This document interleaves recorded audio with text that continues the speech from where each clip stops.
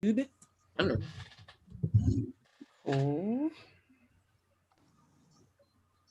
This meeting is now streaming on YouTube, and then I'm gonna share it. Oh, here it is. Okay. All right. Ah. Yep. Repeat.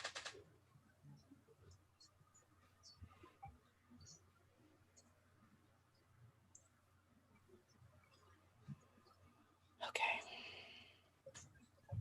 And I'm recording. All right.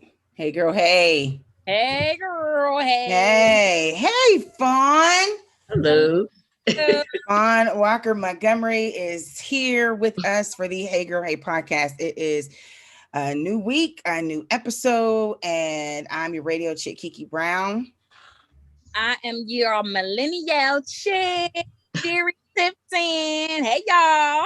And at the end of the show, we're going to give Fawn, can we just, what is it? Fawn Walker, Fawn Montgomery. Just let us know. How do we? Fawn is good. Fawn. We're going to give you a chick name by the end of the show. You get a chick name. So it will be based on your responses for this evening. Okay. Big shouts to our chatter chick, LaShawn Tipton. She's taking some time off. And, that's always good for the spirit. So we love you, chatter chick, and miss you dearly. Definitely. So yes. hopefully we could bring the funny tonight. I told Fawn a couple days ago, I was like, I hope you could bring the funny, girl, because the first half we have some fun. We talk about some hot topics, and we tell a couple of jokes or whatever. But she's like, I could bring the funny, no problem. I got you. Good. So all right, let's crush some hot topics. Looks like Shacarririchardson has been weeded out of the Olympic relay team. See what I did there? She was weeded out. So her suspension pretty much terminated her from competing in the Tokyo Olympics.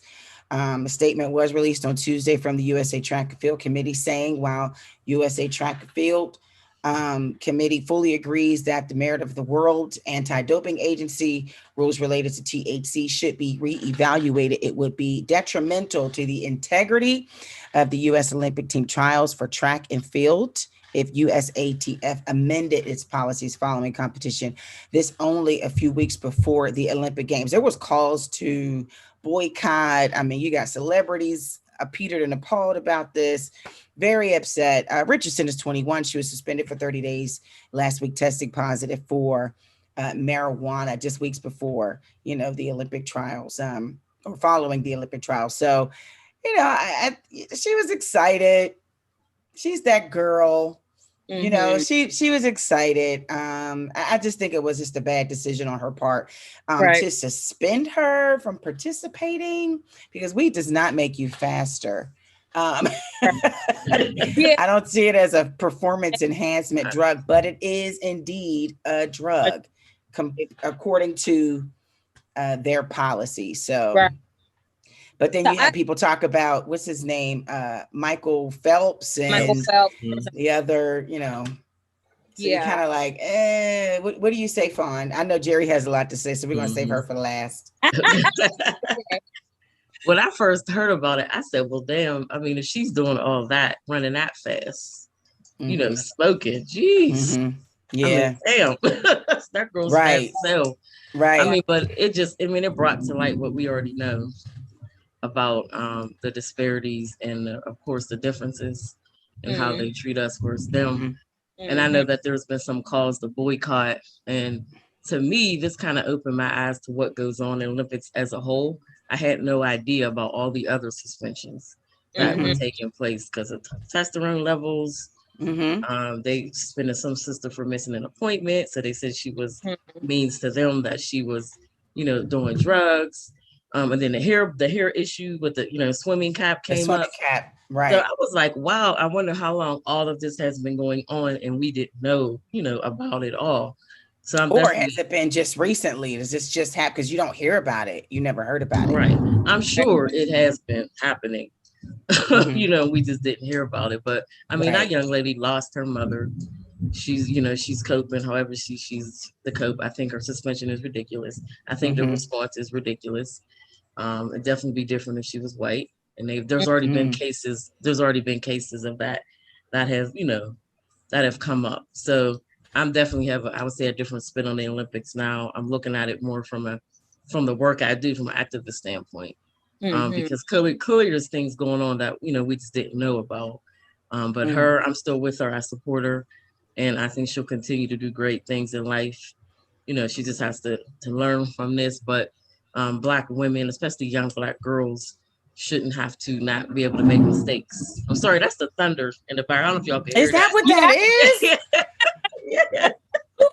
Around. Oh, like, Lord. what is going on? It just started storming over here. He on the main line. Right, over here in the Fawn Valley. It is just coming down. I'm like, what is going on?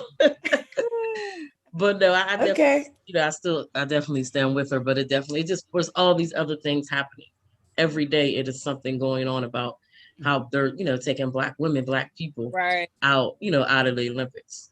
Yeah. I think we're fighting, and I know I already spoke, but I think we're fighting. Like one time we get one up, and then the opposite audience is like, well, we'll find something on that. That's kind of like how you look at it. It's like, oh, because our community got you on this case, now your community has to get us on that. And I'm hoping that it's not looked at it that way, but it just appears to me. What do you think, Jerry?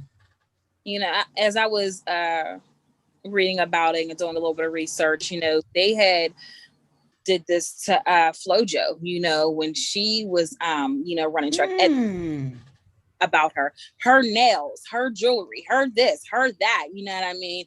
And she still was the best. And that's what they're going to do. And unfortunately, they do it to Black women who are very successful and who, are like a threat, and that's in any sport or any profession at all.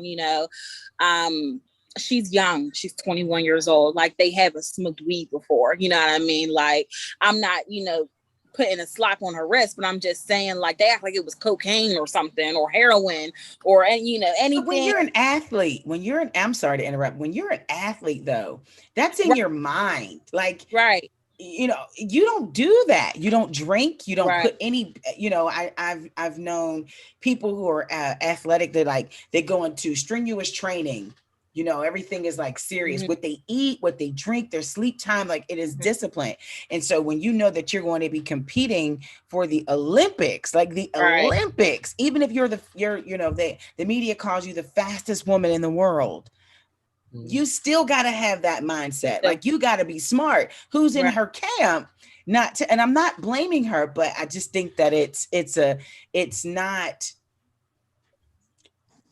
She doesn't have the right people in her camp, because somebody could have been like, something. Don't do that. Don't do that. She did it in Oregon, which is illegal. I mean, it's legal. Right. It is legal there in Oregon. There, but my mind just goes back to these white women, these white mothers, who, when they started using marijuana, then it became, oh, let's legalize it. Oh, let's call it medical marijuana. Right. So when they get upset or they have a moment, they can smoke marijuana and, not go to jail or not lose their opportunity at the Olympics. So just, to me, it always goes back to, let us live. Let us make mistakes. Let us be Black, Weed ain't hurting nobody. You know what I mean? And I get it. She's an athlete. You have to have, clean urine and all this other stuff like that. But like, weed is a coping mechanism. You know what I'm saying? Like, you're doing it to relax and just to chill. And, like you said, her mother just passed, and, she needed that relaxation. And it's not right. But at the same time, I understand being an athlete. I'm not an athlete, but, those are the rules that you have to abide by. So I get it. But then it's just like, come on, it's just a little bit of weed. Now, if there was weed in her system every single time, it's just a little bit of weed. Right. She was still beating y'all. Just a little bit of weed. Come on. Then okay, maybe I get it, but it's not killing nobody. Like, just let that girl run. She ain't bothering nobody. I think it's something that is. I think they're gonna look at this and see, if the rules need to be changed. The Olympics has been around for years. And it's been one way for the longest time. And I believe just in my adulthood, I've never seen so much controversy over words than in the last couple of years.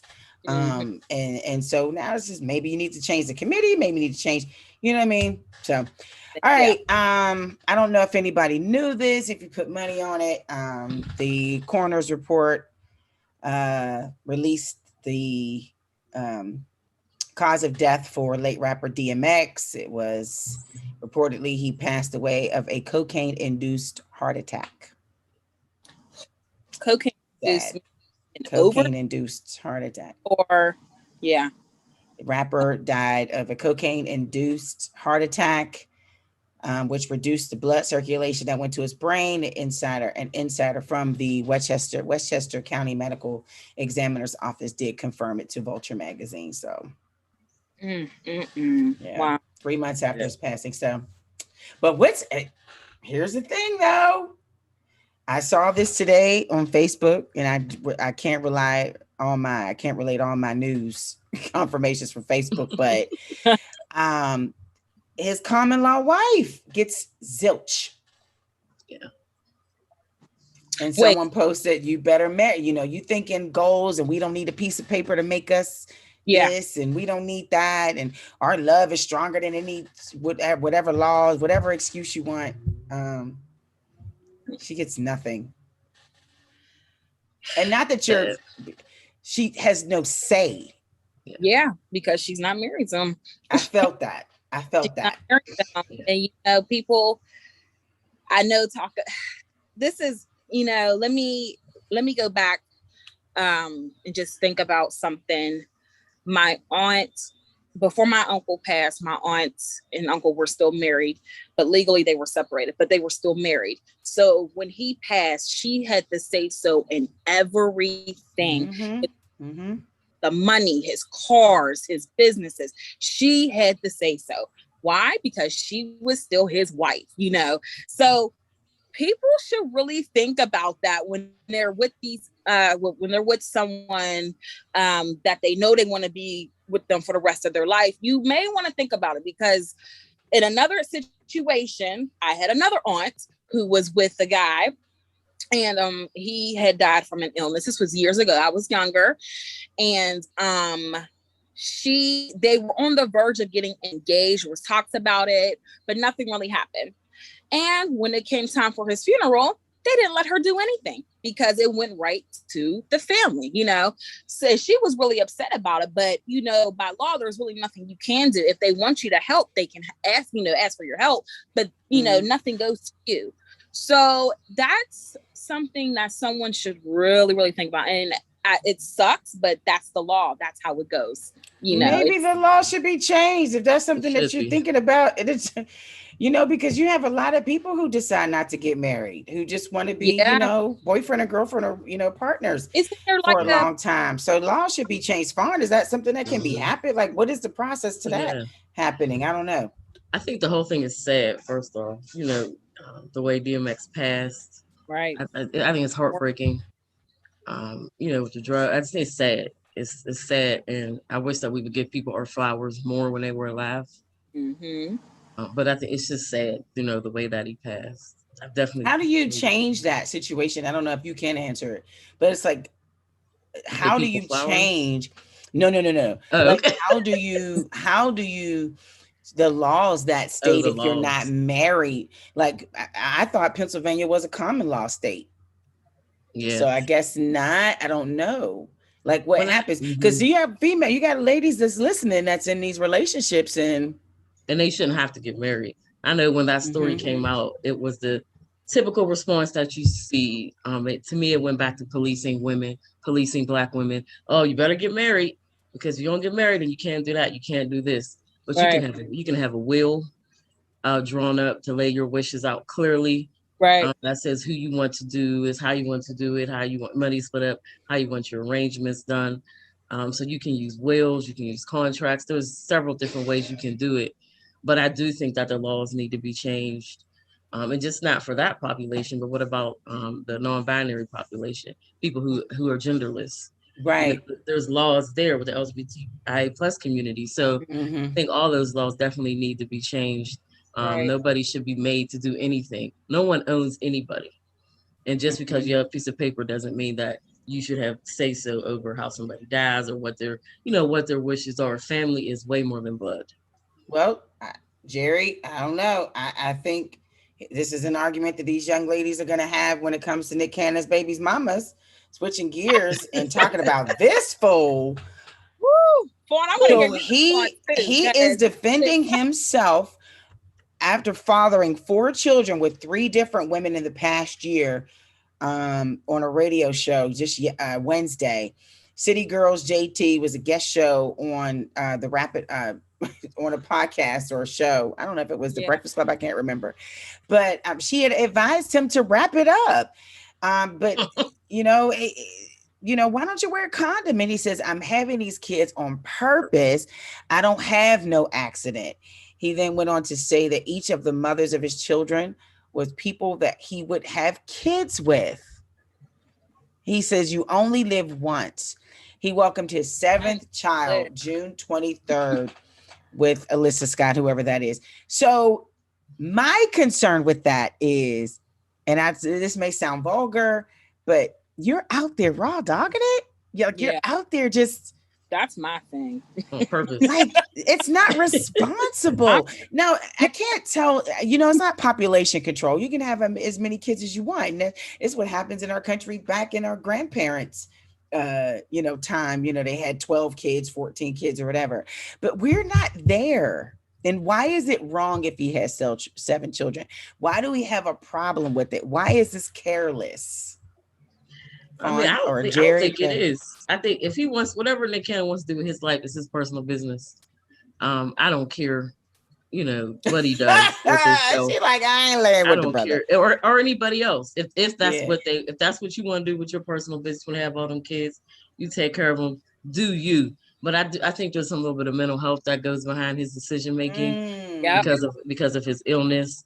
There are people in polygamy relationships, and they'll be open about that.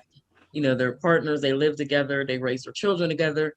And if that works for them, then that's healthy for them. But his doesn't seem to be that situation. Yeah. His seems to be a little bit of, I have money, I can flunk around, shit like that. And then, this whole mental health piece with him, trauma is a bad boy and it hits people differently. And he's had a lot of near-death experiences because of he has lupus. So I think that has something to do with it. But I don't initially care. If that's what he wants to do, that's what he, chooses to do.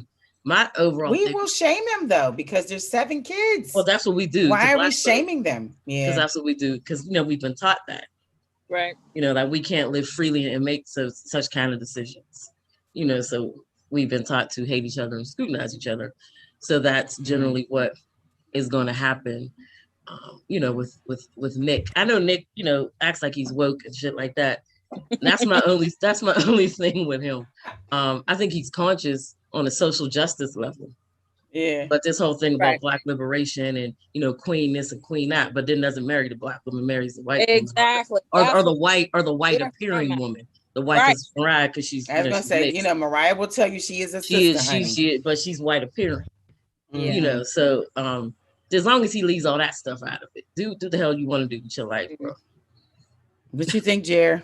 I just want to know will we have the same attitude towards if it was a woman doing all of this? Like if it was me want to have, 7 kids by 4 different men, I'm shamed about it. You know what I mean? Like I'm getting the finger pointed at me like, oh, she's nasty. She's a hoe. Like she needs to, wrap it. We have to have uphold this image, but people like Nick Cannon and other men who's doing it, freely. Oh my God, that's so sweet. Or that's a good idea. Like I never thought about they're praised about it. If that's what he likes, that's what he likes. I would be more so scared of catching a disease more than anything. That's my thing. Like you said, you just going in and raw dogging every woman every few months and boom, they're pregnant. It's just that's where I'm at. It's just like it's a little bit of an responsibility to me. You know what I mean? Like, he's rich, whatever, but you're having these kids because you feel like, your time is up or, you're going to die or whatever case may be. But that means that you're kids are not going to have a father either, you know, like, and is he going to keep doing this until he's 50? Like, you know what I mean? Like, are you ever going to, you know, grow up, you know? That's a lot of kids. Yeah. I'm sorry. That's just, I don't know why I'm so conditioned. A lot of times. I'm so conditioned because I'm thinking longevity. You're going to have enough money to take care of these kids. Who's going to, exactly. That's not my business. That's not our business. What do we care? We're not paying his taxes. We're not paying. The emotional piece. That's a lot of kids to pay attention to be involved with. Like, but that's still, again, that's not our business. Yeah, I ain't watching them kids. I don't live next door. I don't work for him. I mean, that's just, you know, that's their thing. I mean, good luck. But if it was a woman, like especially a Black woman, it would be we would definitely have a lot to say. We would have a lot to say. Everybody's business, and be calling her a hoe, all kind of stuff. Absolutely. All right. So, Fawn, we do something called Who the F Cares News. There's so much stupid news going around that we kind of we chunk up a couple of the headlines and then we comment on it, and then we'll move to the break, and then that next 30 you're going to talk all about you, Fawn. Okay, so let's cover the Who the F Cares news. Not sure Fawn might care. I don't know if Jerry is even aware of who New Edition is. I do. I get on her about being a millennial. I know. She'd be like, "Hey," I'm like, anyway. So New Edition, all 6 members are set to reunite next year for a tour and a Las Vegas residency. I can hear my best friend right now screaming she probably already bought her tickets and they're not even on sale. She has to be caught. Like she is such a New Edition fanatic. Like, shouts to Gina Fraser McMillan. Shouts to her. I know she loves New Edition. But anyway, I mean, I care. Oh, I care. I was excited. I seen it on Instagram and I was screaming. I was like, "Oh, we got to go to the residency and to the concert." So I can only do Johnny Gill yelling and Bobby Brown huffing and puffing, but so long. I don't think I can do both. They don't move around like they used to now. They ain't that cute. Only Ralph Trevin is popping his little skinny ass back and forth across the stage. Everybody else is like. Well, Bobby was doing a little something in the battle with Keith Sweat. Don't look good. That didn't look good. That was gross. That's like your drunk uncle at the cookout. It was gross. Yeah. You didn't watch that versus, did you, Jerry? I watched a little bit. And Bobby Brown looked like he was out of breath the whole time. He had just started and he looked out of breath. So also in the Who the F Cares news, comedian Gary Owens' estranged wife put his alleged mistress out there. She is so bitter. Like, when you would if you ever went to a Gary Owens show, he always talked about his wife and how he met his wife and his family and how proud he was to date a Black woman and to marry a Black woman. And now it's like super messy. And it's just like, why are you putting your business out there? And I mean, he hasn't really responded to anything. Are you all Gary Owen fans? I'm not. I wouldn't say a fan. I'm not. Cool. She was like, no. No, I'm not a fan. I don't think she's bitter. I think she's hurt.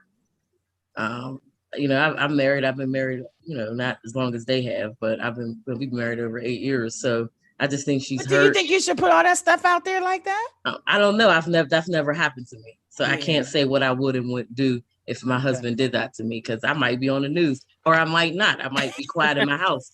I don't know what I would do because I ain't never been put in that situation. But I don't think that she's better. I think she's hurt and she's doing what she has to do to survive. I think if he was any kind of person, she would have to do that. And he would continue to take care of her without her even having to say that. So I don't like the way people are responding to her. You know, she's going through what she's going through. And just because he's not saying that don't mean he ain't do shit wrong.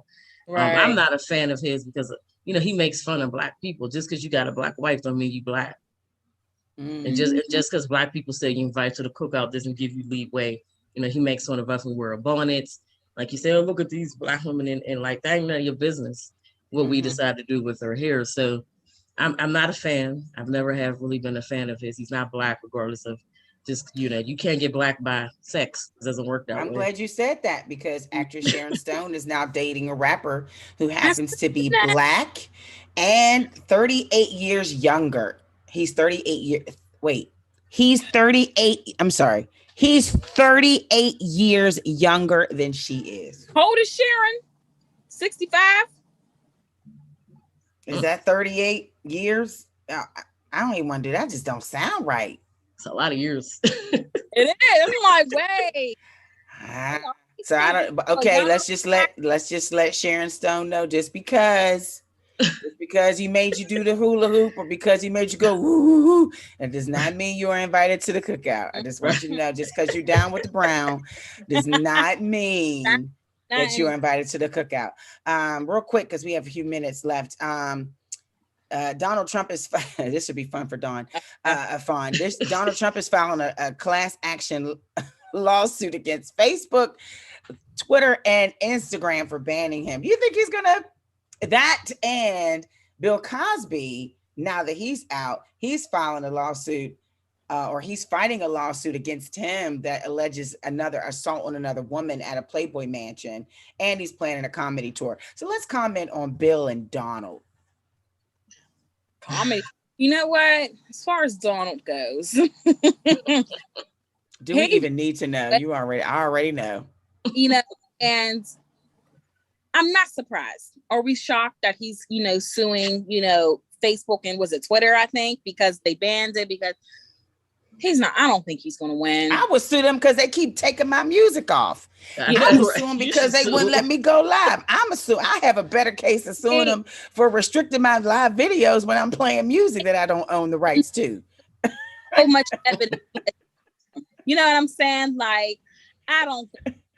And as far as Bill Cosby goes, he can just. He just sit down on a porch. Yeah, just eat you some porridge or something, and nobody's coming to your show, Mr. Bill. But people will though. That's the fucked up thing. They will. How is he funny though? Is he funny? I don't think you're funny. I don't know. He's funny. Not. But I think Black people have hood logic around Bill Cosby's situation, so they feel like it's a win for us, and it is absolutely not. I think he should still be in jail, and I stand with his victims. Absolutely. But that's not hood justice. There's a lot of Black and brown people who will be better martyrs than Bill Cosby.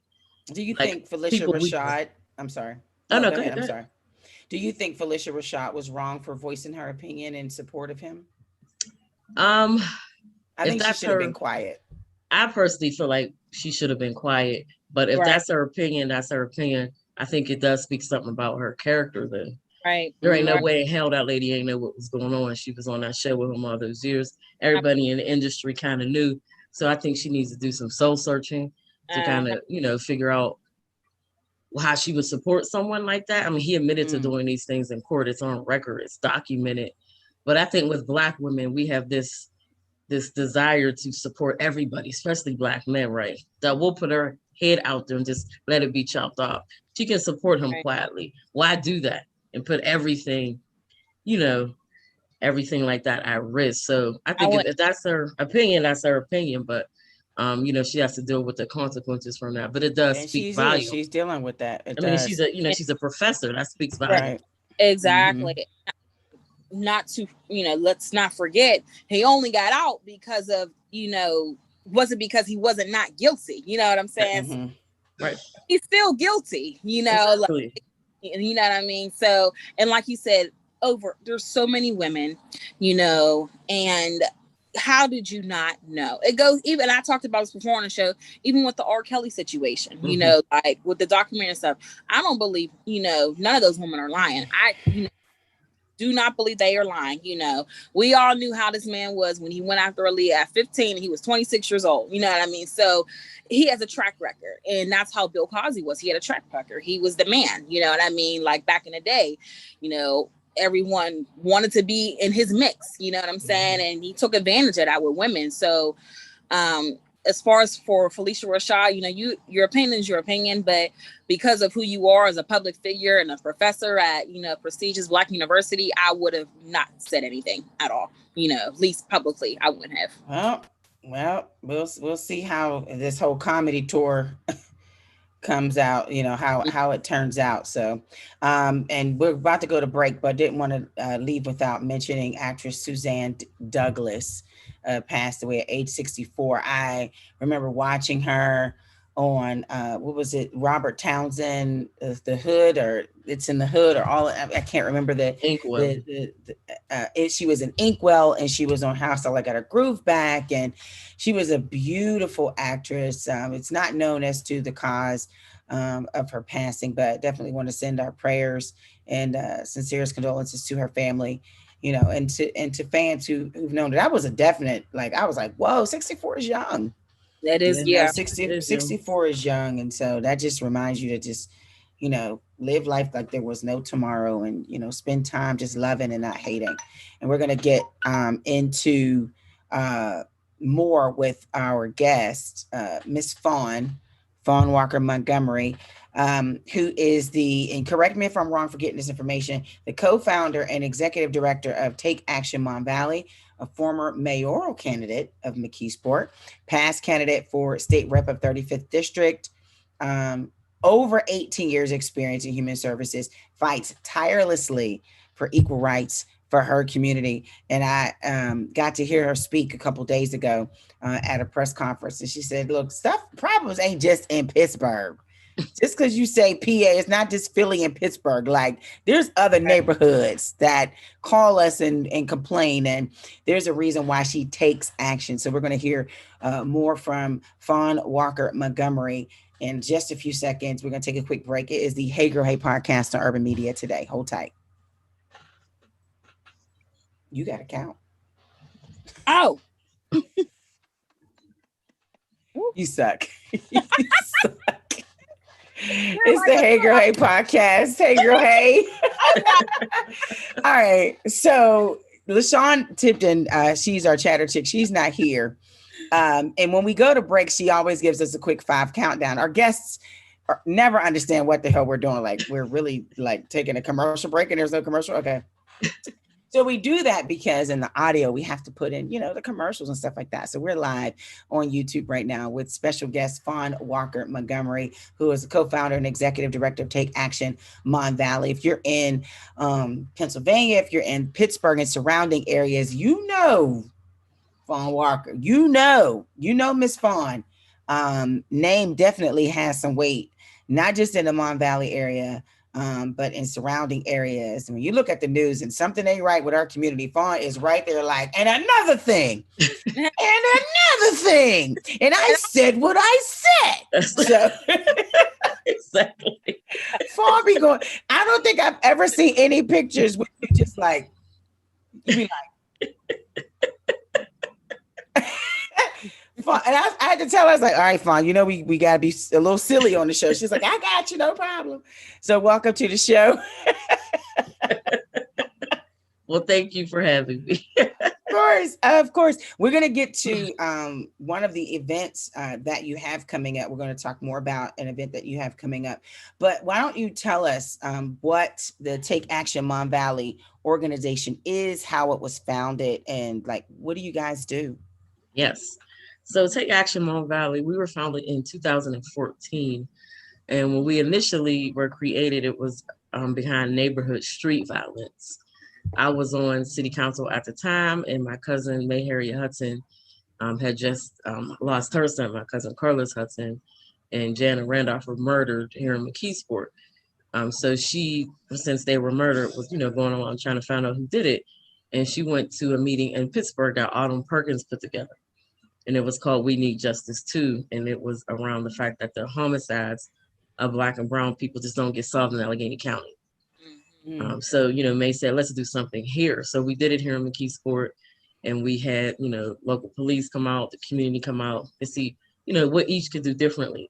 I had a couple follow-up meetings because I was on council. So I had the ear of, my colleagues. And what I seen was people were coming from all over the valley, just not McKeesport, everywhere. So we said, let's name ourselves Take Action Mon Valley.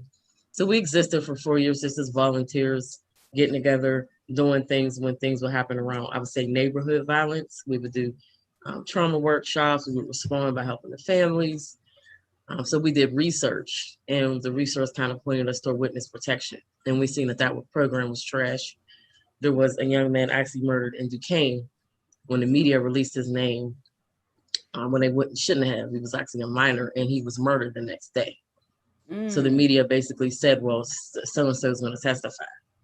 And he was killed the next day. So clearly witness protection was trash.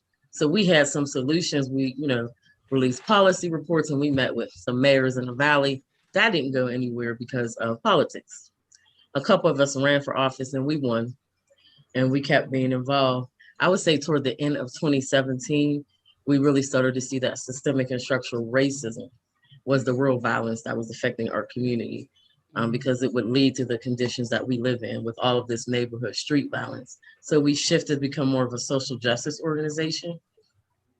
We had a fiscal sponsor, One Hood Media, our partners, who was our fiscal sponsor for about 1.5 years.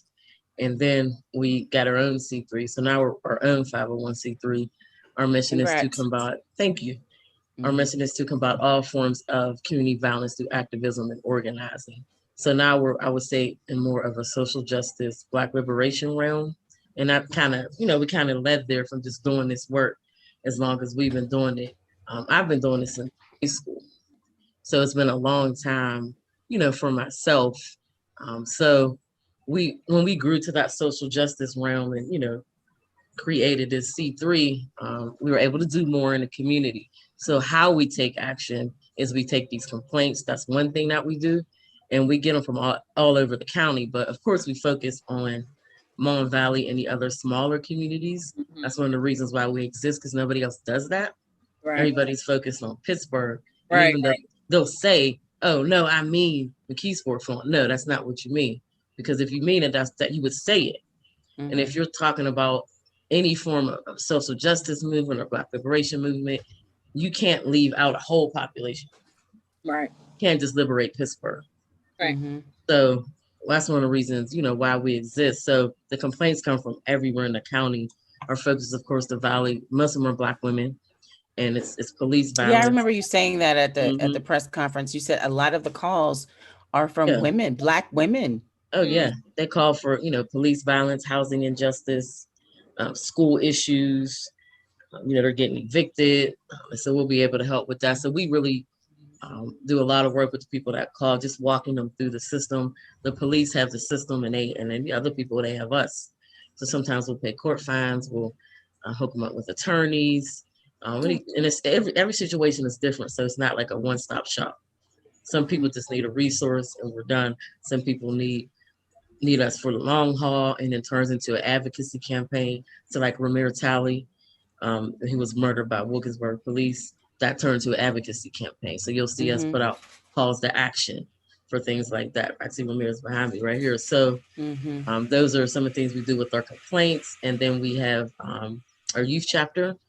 We used to have chapters in like 3 areas of the Mon Valley, but COVID actually really hurt that. Because nobody focused on that. People focused on surviving. And people, it's hard to meet virtually if you don't have a computer or the internet. So we're moving to a bit more of that virtual organizing, but our youth chapter has stayed around really strong. And they have an action plan, and they do some organizing around school police. And then we have consulting. So people will just call us and they may need help putting together a community day or a similar event. We help them. But then we get a lot of calls from businesses or organizations that say, hey, we want to, pick your brain, shit like that. That's violent. Because violence is not always physical, it's actually emotional. So we'll tell them, okay, we'll meet with you for 30, 45 minutes, but after that, you won't have to pay us. We will be consulting with you, because what you're not going to do is come into our area, pick our brain, and then our people don't get none of the resources. Nothing pisses me off. Well, a lot of things piss me off, but that really pisses me off when, you'll see organizations, white or Black, just comes to anybody's community telling us what we need for our community and not hiring us or putting us at the table. We do community accountability meetings with people. So we've done them with universities, we've done them with systems. Like, look, you were violent toward us, and this is how you can repair it. Right. So sometimes we make that public, sometimes we don't. Kind of depends on the situation. And then we have several initiatives we support. And from these initiatives, it's not like we're directly working. Sometimes we're working with other people. We're just supporting them. One of the ones we directly work with, of course, is police violence. So we created POC. It stands for Policing in Allegheny County, POC for short. And we really focus there on empowering residents of Allegheny County to really look at alternative ways to policing. Of course, we want to get to abolishing systems altogether, but we understand that that doesn't happen overnight. We need to defund and need to start to have these conversations about, how do we replace that? So that's a lot of what we do in POC. So that is us. Let me ask you this, Fawn. What is your stance, or what is the TAMB stance when the issues come from us? When the problems, and I think I've talked to Amber Sloan about this yesterday, and I talked to Terrence Johnson about this because, he was able to give his take on being a former inmate. What is the stance of your organization when it's us against us? I can see our stance when it's others against us, but when it's us against us, how do you focus on change? How do you, what do you do? What can you say? Sorry. I mean, that's how we started. So we started based off of neighborhood street violence. So we've been involved. Did say that. You did say so that. We've been involved in both. I would say over the years, our position has evolved a little bit.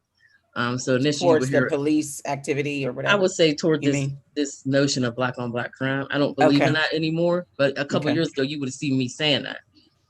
But the more research and reading that we did, and conscious level increased. See, there's no such thing as Black on Black crime, but there's crime. Because why don't they say white on white crime? Because white people kill white people all the time. So a lot of that is us just digesting white supremacy ideals. Yes, Black people kill Black people, white people kill white people. So people just kill people, but they frame it as a Black on Black crime, and we're the issue. No, the real issue is actually systemic and structural racism. It's these systems. Because of course, we always say it's designed this way. It actually is designed that way. So it's designed so we can do the things that we're doing to each other presently. So I feel like we continue to work on those issues. The second piece of that is mental health. Mental health screams when it comes to a lot of violence that we do to each other, because that's not always physical. A lot of that is actually emotional. But we don't have those conversations about mental health and trauma and how we're all walking around in that, going to therapy, getting a therapist. But then you got to be able to afford the therapist, right? You gotta have transportation to get to the therapist. So all of that is connected to these systemic barriers. So of course, I think we have the conversation, but if you have it around Black on Black crime and us blaming each other, that's why it doesn't go anywhere. That's why it's a very violent pattern. Somebody gets shot, we have a vigil, or we have a community meeting, we have an event, and it goes away. But there's no concrete planning because we're reacting off of a violent situation instead of talking about, the real issues of the system and how it's designed. And how you address that is certain community programming. And it happens every day. There's a lot of people addressing these issues in their own hoods without any funding, without any help. We mediate our own problems, but the media would have you say we don't do that. That's not true. We mediate our own shit a lot. People get involved, they'll say that, but that's not always advertised or publicized.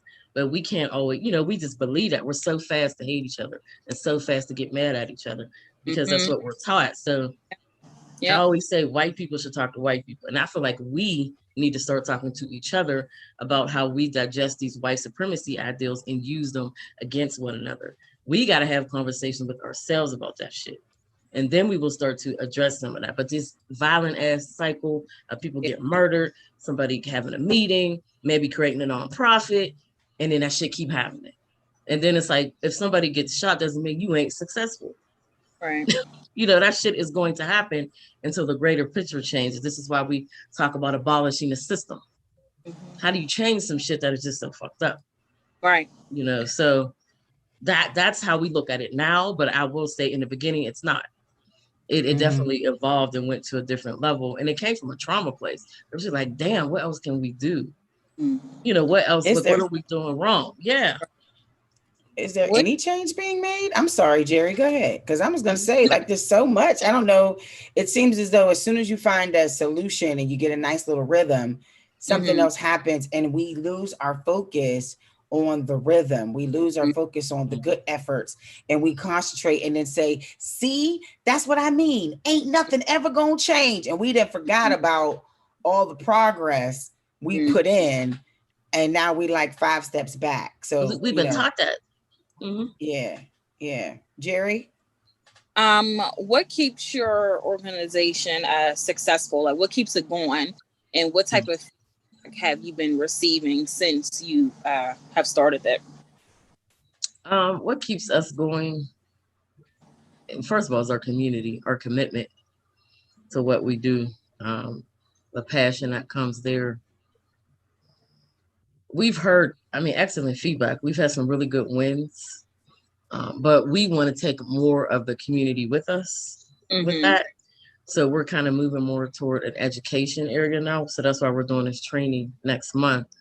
But its work is not easy, I would say, but you have to know your why. We know our why.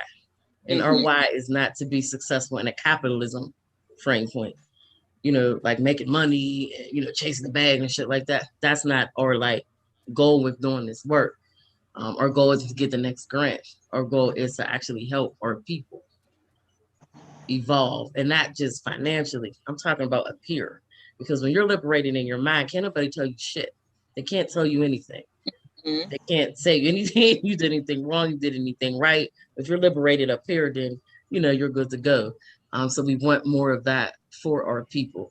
So that keeps us going. Keeps us going in this work. And then now we're in the framework, and this is a personal thing for me, of, trying to figure out how to rest.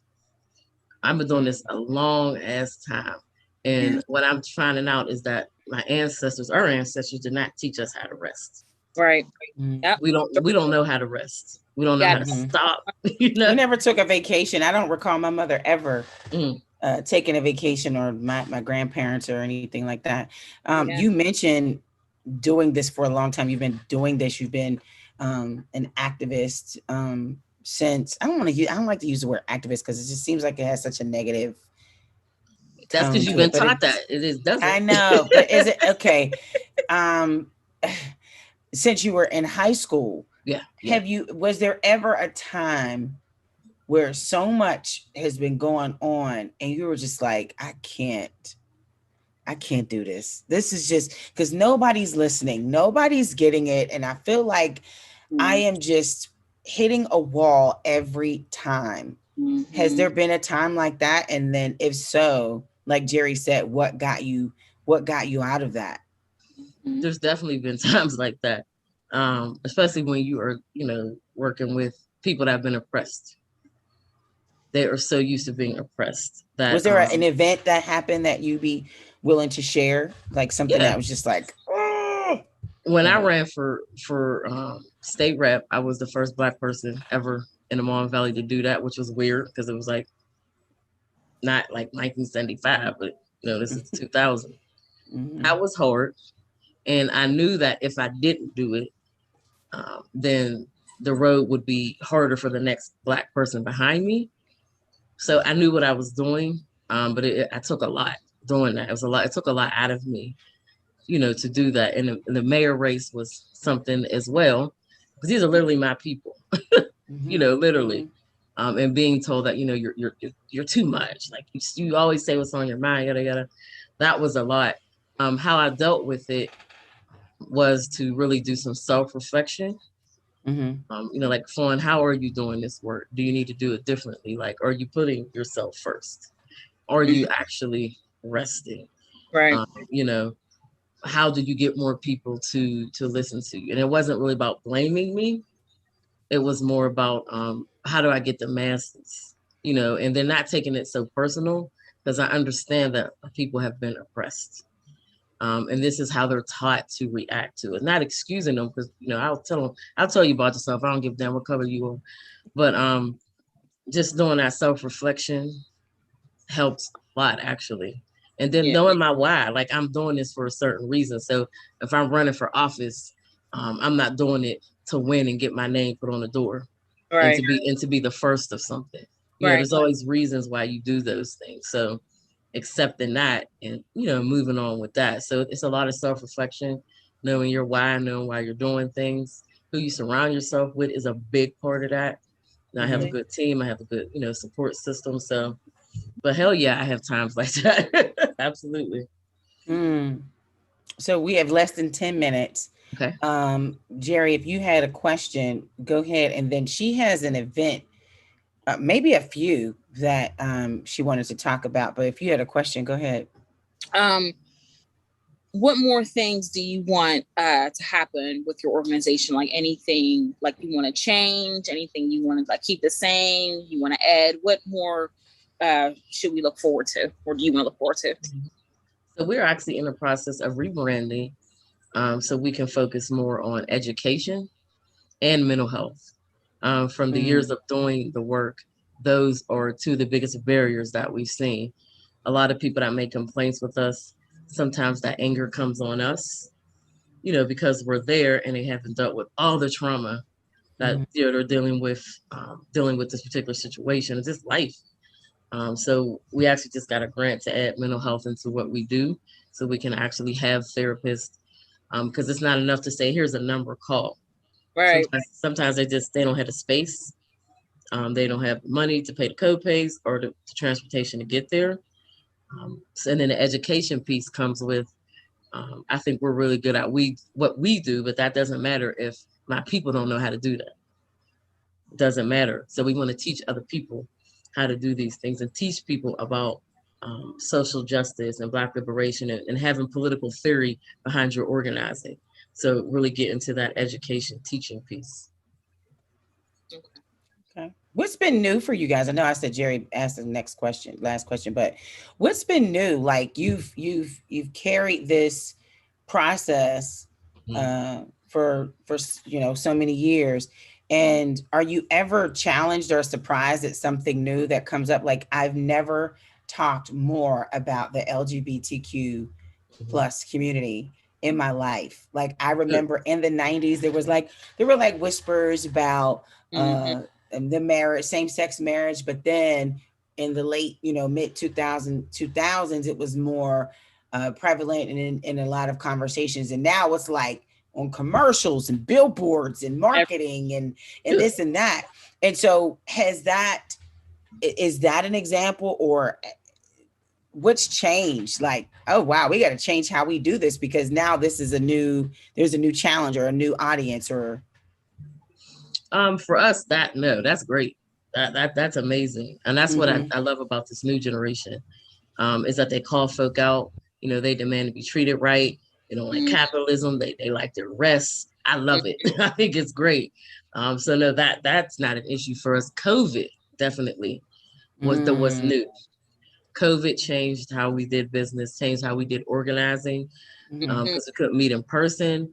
A lot of our people didn't have access to internet, which wasn't new information. But if you're talking about have a Zoom call, and they don't know how to use Zoom, so I'm like, damn. So we had to do those kind of trainings. So COVID, I feel like, and I had to figure out how to do the Zoom, the Facebook, and because we did all these virtual events. So that was new. And then like we had to respond immediately when that happened. So we were doing food delivery, which we don't do, but nobody else was doing it over here. So now we have a transportation program that we kept because of COVID. So COVID really affected, how we serve people, I would say. All right. So we have 5 minutes. If you can, for the next 3 minutes, talk about events that you have coming up and then how we can be a part of the movement. Can we participate? Can we volunteer? So go ahead. The floor is yours. You got 4 minutes. Okay. So one of the 3 minutes. Okay. One of the initiatives we support is supporting Black businesses. So we are having a Black Business Day over here in the Mon Valley, the area of McKeesport. on July 17th from 11:30 to 4:30. It's 2000 Eaton Park Boulevard. So it's down by Renzi Park. So we have vendors lined up. People are selling food, clothes, we're selling art. So we need people to come out, bring your checkbooks, bring your money. We need people to come out and support. A lot of the Black business vendoring fairs that have occurred have been in the city of Pittsburgh, and we just cannot get there. There is major transportation issues. It takes 2 to 3 buses to get out of here most times. So even the people who have business here, they got to go all the way down there and have the money for the gas to get there and set everything up for people to come out. And then people just to come out this way, support some Black businesses, come check us out. Don't read about us and think, oh, it's so horrible over there, or use our dating at grants and shit. Come out here and talk to us and check us out. So we need people to show up. July 17th, 11:30 to 4:30 here in McKeesport, 2000 Eaton Park Boulevard. It's right across from the back end of McKeesport High School. Come out and support these business owners. Okay. Go ahead. There was something. Did you have a question, Jerry? No. Okay. So you had something. You're promoting. Take Action is always promoting stuff. So, where is your stance on the general election? I know that you've worked really hard. I know I work closely with my soror Marin, formerly with Veeam Pittsburgh. So, the general election is coming up. What are you guys doing to get folks registered to vote, and what's your message behind that? So we do voter registration all year round. So we'll be doing voter registration at this event, and we do education from a realm of civics.